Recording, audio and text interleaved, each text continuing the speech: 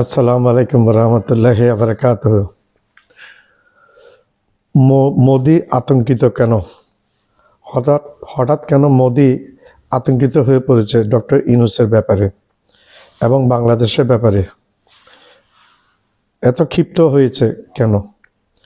কই হাসিনার পতনের পর তো এতটা ক্ষিপ্ত ছিল না নরেন্দ্র মোদি ও তার ভারত বাংলাদেশের বিরুদ্ধে। ডক্টর মোহাম্মদ ইউনূস দিল্লির কোন দুর্বল জায়গায় হাত দিয়ে ফেলেছে না তো? কোন দুর্বল জায়গায় হাতটা দিয়েছে আমরা একটু দেখি।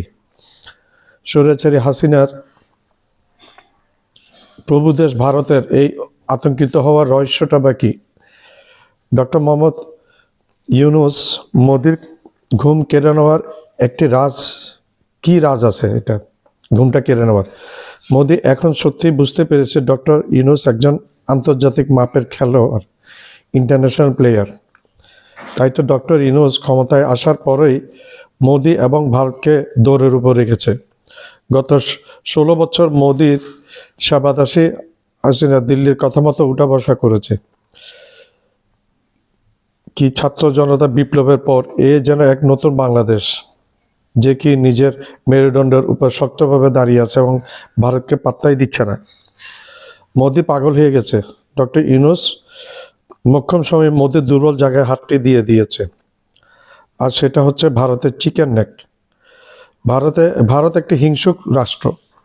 প্রতিবেশী কোনো দেশের সাথে তাদের ভালো সম্পর্ক নেই, যেমন শ্রীলঙ্কা, বাংলাদেশ, পাকিস্তান, চীন, নেপাল, ভুটান, মালদ্বীপ, কোনোটার সাথে নেই। আর বাইরের দিকে হচ্ছে কানাডা, ইরান, তুরস্ক, ইন্দোনেশিয়া, কারোর সাথে তার ভালো সম্পর্ক নেই।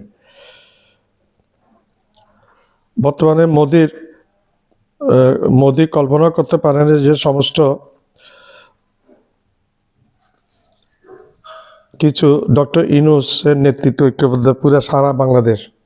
মোদি বর্তমানে বুঝতে পারেন যে সারা বাংলাদেশ ডক্টর ইউনূসের নেতৃত্বে ঐক্যবদ্ধ জাতি বাংলাদেশ। মোদি হচ্ছে একজন চা বিক্রেতা।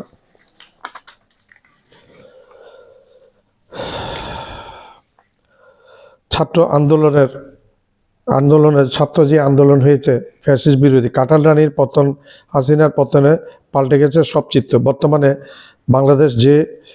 বাংলাদেশে যে যত ভারত বিরোধী সে তত দেশপ্রেমিক। এই দেশের ছাত্র জনতা আর ভারতকে গ্রহণ করবে না। তাই বাংলাদেশ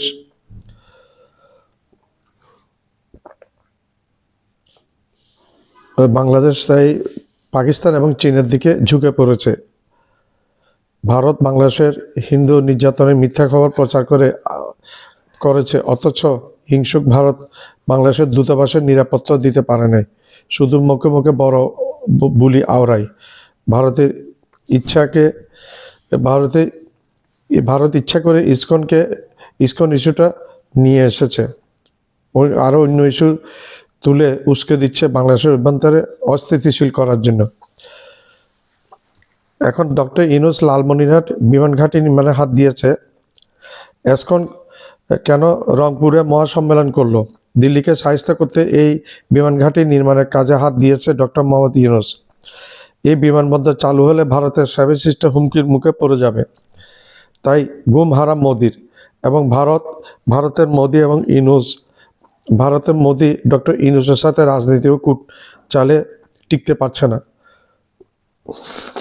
আমরা যেটা দেখছি, ডক্টর ইউনূসের কুটচালের কাছে ভারতের মোদি টিকতে পারছে না এবং ডক্টর ইউনূস ক্ষমতা নিয়েছে পর্যন্ত মোদিকে দৌড়ের উপর রেখে দিয়েছে।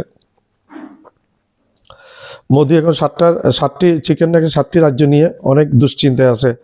আবার এদিকে পাকিস্তানের সাথে বাংলাদেশের সম্পর্ক ঘনিষ্ঠ হওয়াতে আরও বেশি দুশ্চিন্তার নরেন্দ্র মোদি। লালমনিরহাট এয়ারপোর্ট চালু হলে ভারতের চিকেন নেক থাকবে বাংলাদেশের হাতের মুঠোয় এবং নাগালের মধ্যে। তখন বাংলাদেশ চাইলে চিকেন নেকে হামলা করে তার তছনছ করে দিতে পারবে। তখন সেভেন সিস্টার ভারতের মূল ভূখণ্ড থেকে সম্পূর্ণ আলাদা হয়ে যাবে এবং সেভেন সিস্টার আজকে 50 বছর ধরে তারা আন্দোলন করছে ভারত থেকে আলাদা হয়ে স্বাধীন দেশ করার জন্য। এইভাবে কোনো মতে চিকেন নেকটা কেটে দিতে পারলে সেভেন সিস্টার ভারত থেকে আলাদা হবে, তারা স্বাধীন হয়ে যাবে। এই বিমান ঘাঁটিটি শিলিগুড়ি করিডোর থেকে মাত্র 12 কিলোমিটার দূরে। ধন্যবাদ।